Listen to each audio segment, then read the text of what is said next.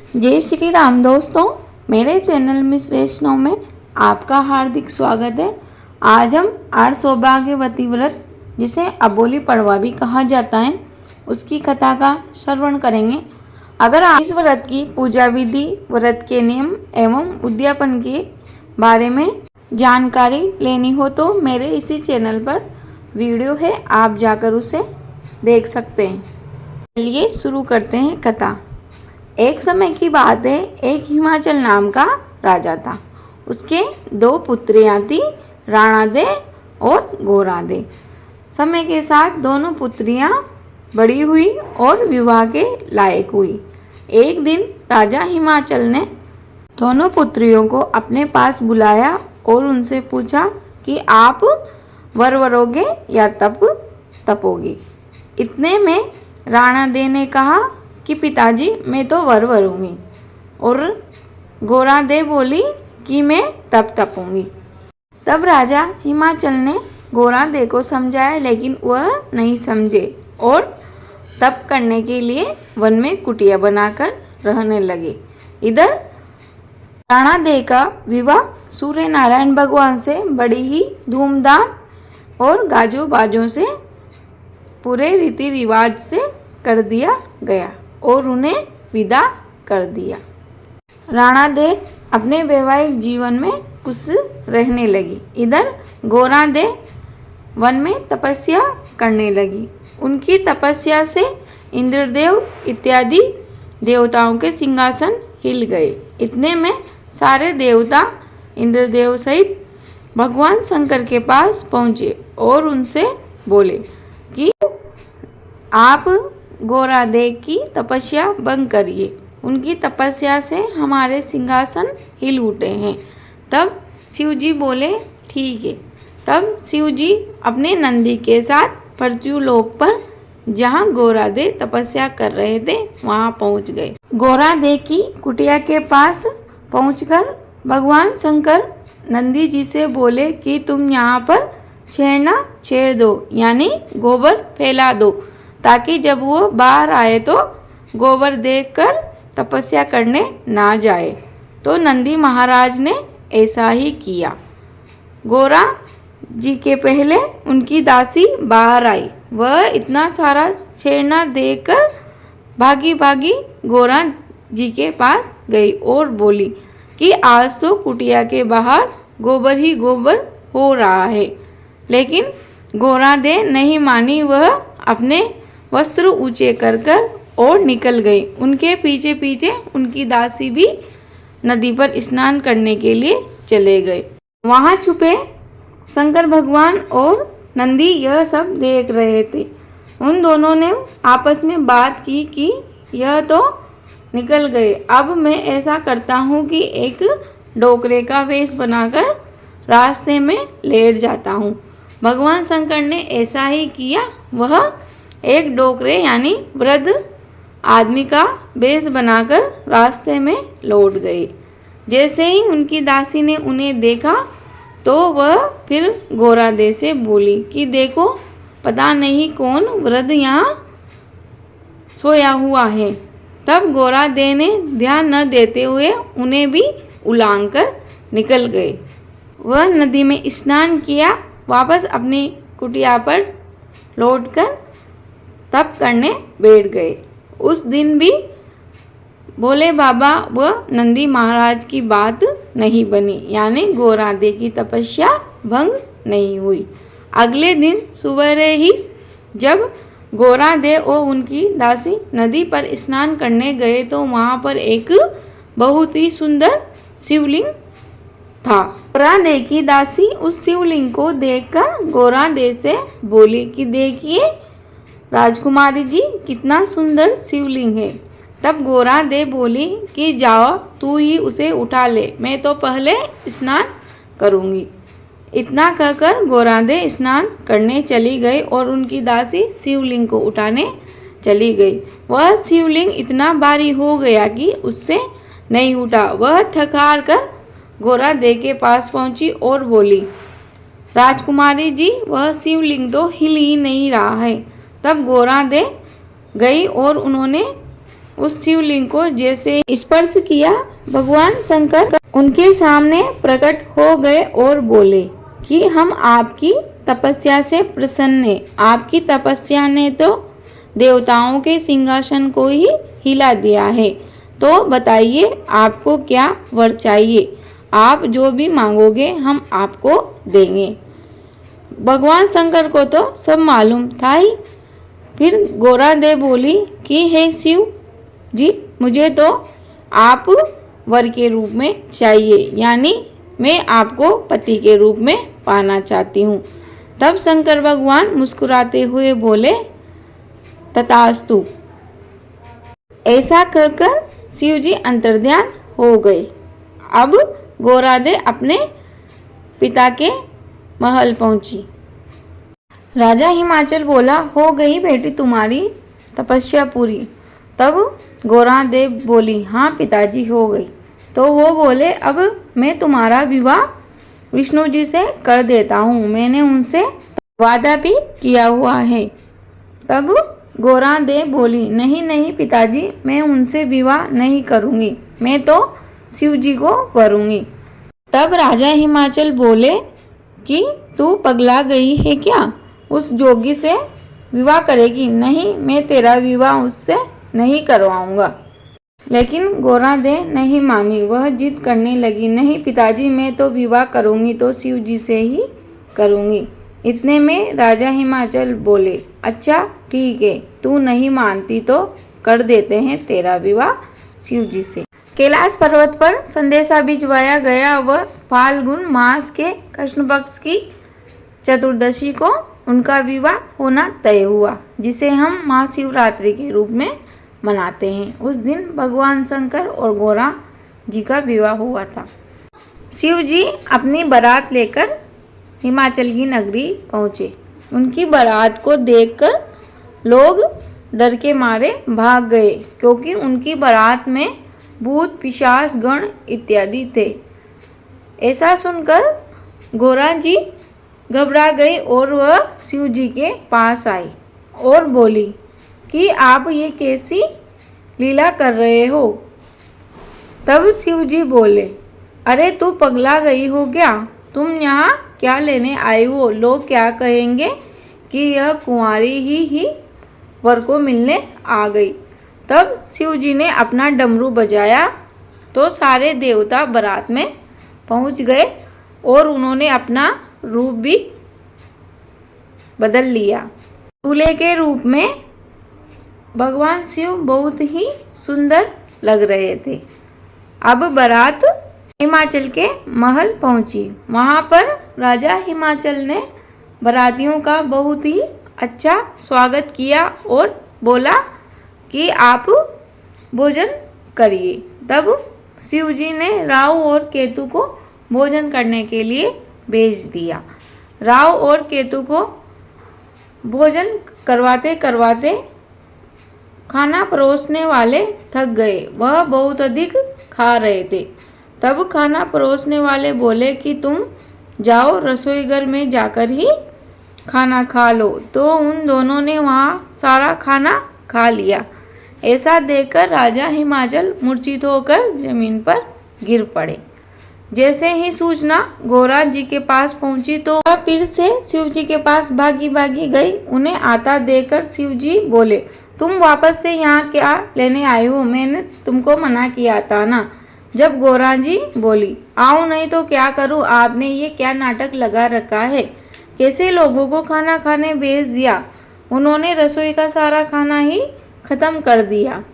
तब शिव जी बोले कि अच्छा, यह तो गलत बात है, तुम जाकर देखो, वहाँ पर तो अभी बहुत खाना है। जब गोरा जी वहाँ गई तो वाकई में ही वहाँ पर बहुत सारा खाना बचा हुआ था। यह सब भगवान शिव जी की ही लीला थी। जब हिमाचल को होश आया तो वह भंडार में खाना देखकर प्रसन्न हुए और बोला कि शिव जी को तोरण पर भेजिए। जैसे ही शिव जी तोरण पर आए तो वह दूल्हे के वेश में बहुत ही सुंदर लग रहे थे। गोरा देखी माता ने उनका आरतिया किया और विधि विधान के साथ दोनों का विवाह संपूर्ण हुआ। अब गोरा जी को शिव जी के साथ विदा कर दिया। शिव जी गोरा जी से बोले कि चलिए गोरा जी। शिव जी नंदी पर बैठकर जा रहे थे और गोरा जी पैदल पैदल चल रही थी। ऐसा देखकर लोग बोले, ये कैसा पति है, अपनी नववधू को तो पैदल चला रहा है और स्वयं नंदी पर बैठकर जा रहा है। तब शिव जी नीचे उतरे, वह भी गोरा जी के साथ पैदल पैदल चलने लगे। थोड़ी दूर जाते ही गोरा जी बोली, नाथ मेरे पैर जल रहे हैं। तब शिव जी बोले कि गोरा जी, ये हरी हरी घास है, इस पर चलो। जैसे ही गोरा जी उस घास पर चली तो वह सूख गई, दो पर चढ़ गई। फिर गोरा जी बोली, हे नाथ मुझे धूप लग रही है, थोड़ा आराम करना है। तब शिव जी बोले, चलिए थोड़ी दूर बगीचा है, वहाँ पर आराम कर लेना। जैसे ही गोरा जी उस बगीचे में पहुँची, वह बगीचा सूख गया और बगीचे की मालकिन उन पर बहुत नाराज़ हुई और उन्हें वहाँ से निकाल दिया। उसके बाद गोरा जी बोली, हे नाथ मुझे प्यास लगी है। तब शिव जी बोले कि वह सामने तलैया है, वहाँ जाकर पानी पी लो। जैसे ही गोरा जी तलैया के पास पहुँची तो वह तलैया सूख गई।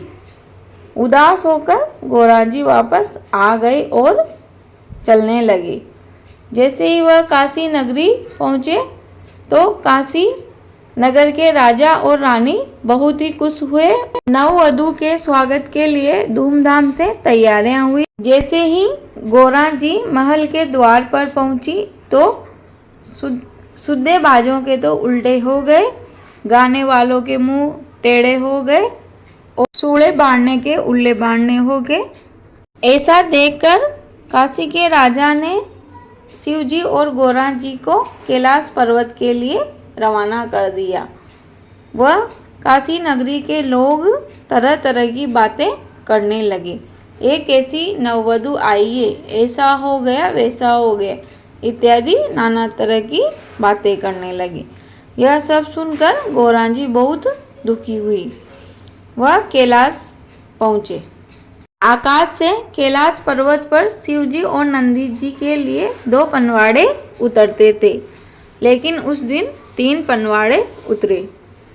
नंदी जी व शिव जी अपना भोजन करने लगे, लेकिन जैसे ही गोरा जी अपना भोजन करने लगे उनके भोजन में कीड़े चलने लगे। ऐसा देखकर शिव जी बोले, ये सब क्या है? तब गोरा जी बोली कि हे नाथ, मेरे भोजन में तो हमेशा ही ऐसा होता है। अब रोज आकाश से 3 पनवाड़े उतरते और ऐसा ही होता।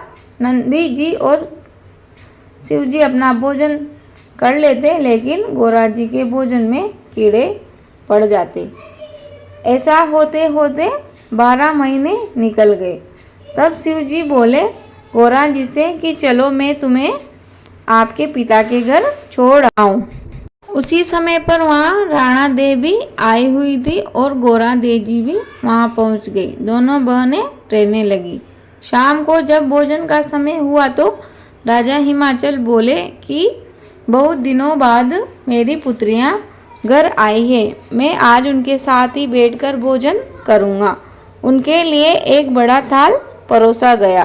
गोरा देव जी ने उस थाल में भोजन के 3 हिस्से कर दिए, क्योंकि उन्हें तो मालूम था कि अपने खाने में कीड़े चलेंगे।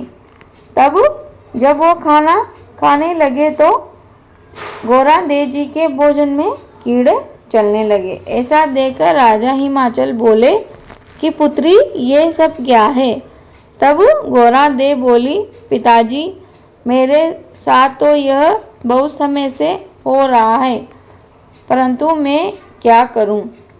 तब राणा देव बोली, इसका हल तुम्हारे जीजाजी सूर्य नारायण भगवान के पास अवश्य ही होगा। कल तुम सूर्य उदय के समय उनके रथ के पैर पकड़ लेना, वह तुम्हें इसका उपाय बता देंगे। अगले दिन सुबह जैसे ही सूर्य भगवान उदय होने लगे तो गोरा जी ने जाकर उनके रथ को पकड़ लिया। तब सूर्य जी बोले, कौन है तू पापनी दुष्टनी, छोड़ मेरे रथ के पहिए को, पूरी नगरी मेरा इंतजार कर रही है। ऐसा कहने पर गोरा जी बोली कि मैं हूँ, आप मुझे मेरी समस्या का हल बताइए। तब सूर्य भगवान बोले कि आज तो मुझे देर हो रही है, कल बताऊंगा। गोरा दे ने उनके रथ का पहिया छोड़ दिया। अगले दिन फिर गोरा दे जी ने सूर्य भगवान के रथ के पहिए को पकड़ लिया। तब सूर्य भगवान बोले कि तुमने सभी प्रकार के व्रत उपवासों को किया, लेकिन उनमें से किसी का भी उद्यापन नहीं किया। इसी कारण तुम्हारे साथ ऐसा हो रहा है। तुम 12 महीने तक सभी प्रकार के व्रत करो और उनका उद्यापन करो। इन सब व्रतों के पश्चात आश्विन मास के शुक्ल पक्ष की प्रतिपदा को 8 सौभाग्यवती व्रत को करो पूरे विधि विधान के साथ और उसका उद्यापन करो। तब गौरादे जी बोले कि आप ही मुझे इसकी विधि बतलाइए। सूर्य भगवान बोले कि इस व्रत के दिन किसी भी पुरुष का चेहरा मत देखना, पूजा करते समय, कथा श्रवण करते समय एवं व्रत का पालन करते समय किसी से बात मत करना। 108 पानी के बेवड़ों से स्नान करना, ध्यान रहे किसी पुरुष के वह बेवड़े स्पर्श नहीं होना चाहिए। गौरादे जी ने ऐसा ही किया। उन्होंने पानी भरने के लिए कुएं पर अपनी दासी को भेजा। उसकी दासी 107 बेवड़े तो सफलतापूर्वक भर लाई, लेकिन 108वें बेवड़े में उससे ऊंचा ही नहीं गया। उसने बहुत प्रयास किया लेकिन उससे ऊंचा ही नहीं किया। तब शिवजी एक वृद्ध आदमी का वेश बनाकर कुएं की ठानी पर लेट गए। दासी ने बहुत प्रयास किया लेकिन उससे बेवड़ा नहीं ऊंचा गया। तब वह उस व्यक्ति से बोली कि आप मेरे सर पर यह घड़ा रख दीजिए। शिवजी ने दासी के सिर पर घड़ा रखते समय अपने अंगुली से अंगूठी निकालकर उस घड़े में डाल दी। जब दासी ने गोरा जी के ऊपर पानी डाला तो वह अंगूठी गोरा जी की गोद में आकर गिर गई। अंगूठी को देखकर गोरा जी समझ गए कि शिवजी मुझे लेने यहाँ पहुँच गए हैं। गोरा जी के सारे व्रत हो चुके थे और उनका उद्यापन भी हो गया था। अब शिवजी गोरा जी को लेकर कैलाश के लिए चलने लगे। गोरा जी शिवजी से बोली, हे नाथ, आप जिस रास्ते से मुझे पहले लेकर गए थे उसी रास्ते से चलिए। गोरा जी और शिवजी उसी रास्ते पर चलने लगे। गोरा जी सबसे पहले उस सूखी घास पर चली। जैसे ही वह उस पर चलने लगे तो वह घास पुनः हरी हो गई। फिर वह उस सूखे हुए बगीचे में पहुँचे। जैसे ही वह बगीचे में प्रवेश करते हैं तो वह बगीचा फिर से हरा भरा हो उठा। अब वह उन सूखी हुई तलैयों के पास पहुँचे। जैसे ही गोरा जी वहाँ जाकर खड़ी हुई तो वह तलैया वापस पहले की तरह लपालप भर गई। अब वह दोनों काशी नगरी के निकट पहुँचे। उन दोनों के समाचार को सुनकर काशी का राजा और रानी दुखी हुए। वह सोचने लगे कि पहले तो विपरीत ही हुआ था, पता नहीं इस बार क्या होगा। उन्होंने उदास मन से उनका स्वागत सत्कार किया। जैसे ही गोरा जी महल के दरवाजे पर पहुंची तो गाने वालों के मुंह जो पहले टेढ़े हो गए थे वह सीधे हो गए, उंधे बाजों के सुलटे हो गए। यानी जो कुछ भी पहले बिगड़ा था वह सब कुछ सही हो गया। तब गोरा जी की नगरी में बहुत ही प्रशंसा हुई कि इस बार तो इनके कदम बहुत ही शुभ पड़े हैं। अब काशी के राजा और रानी ने बहुत ही प्रसन्नता के साथ उन दोनों को कैलाश के लिए रवाना किया। गोरा जी और शिव जी कैलाश पहुंचे। वहां पर फिर से वही पहले की तरह 3 पनवाड़े आकाश से उतरे।